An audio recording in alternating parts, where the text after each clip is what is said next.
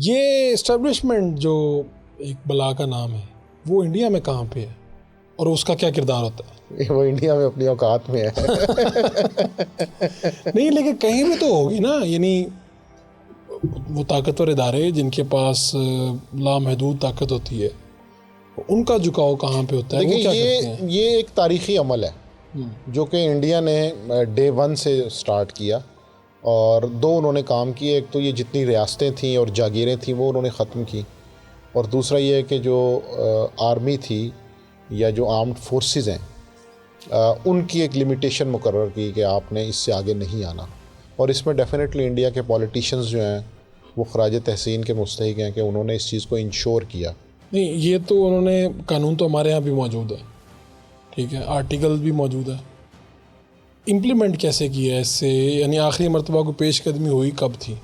नहीं, ऐसे वहाँ पे कोई इंसिडेंट्स नहीं है और तो ये मसला ही नहीं होगा। मसला ही नहीं है। वो मैं आपको ये कह रहा हूँ ना कि वहाँ के पॉलिटिशियंस ने मिल के इस चीज़ को मुमकिन बनाया कि ऐसा इस्टेब्लिशमेंट की मुदाखलत का मसला ना हो। वहाँ पे ये इस्टेब्लिशमेंट का वर्ड ही नहीं यूज़ किया जाता। अच्छा, ये तो हमारे यहाँ पे क्योंकि हम करम फरमाई है भी है ना।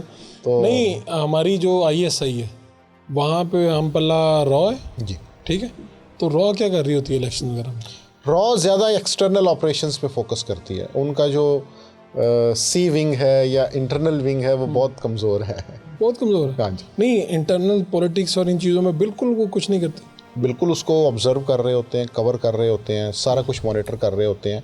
बट उसमें जो फ़र्क है वो ये है कि प्राइम मिनिस्टर ऑफ इंडिया उनके मुकाबले में ज़्यादा ताकतवर होता है, उसका हुक्म ज़्यादा चलता है, उसकी पॉलिसीज़ को वो इम्प्लीमेंट कर रहे होते हैं। ऐसा नहीं है कि अपने एजेंडे पे नहीं होते। नहीं बोल प्राइम मिनिस्टर ऑफ इंडिया कितना ताकतवर है, कितना बाख्तियार है? हमारे जितना ही है या बढ़ के है? 1000 गुना ज़्यादा बाइख्तियार है। उसकी वजह ये है कि वहाँ पे इस्टेब्लिशमेंट का कोई किरदार नहीं है। जब किरदार नहीं है तो वो एक चीज़ ऑलरेडी सेटल्ड है कि ये मसला है ही नहीं। जो सबसे बड़ा मसला हमारा, जो हमारा सबसे बड़ा मसला है वो वहाँ पे है ही नहीं। एक तो जब वो मसला ही नहीं है तो वो दूसरी चीज़ों पे फोकस करेगा, वो पॉलिटिक्स पे करेगा, वो डेवलपमेंट पे करेगा, वो फॉरेन ऑफिस पे करेगा, पॉलिसीज़ बनाएगा, मुल्कों से अपने ताल्लुकात बेहतर करेगा। उसको इस चीज़ पे सोचने के लिए उसको तो ये जितने फेजेस में ये इलेक्शन हो रहे हैं, कितने अरसा होता है? यानी 4 जून को रिज़ल्ट आएगा तकरीबन। कोई इसके 6 से 7 मरहले हैं जिसमें वोटिंग होगी और उसके बाद फिर रिज़ल्ट आएगा।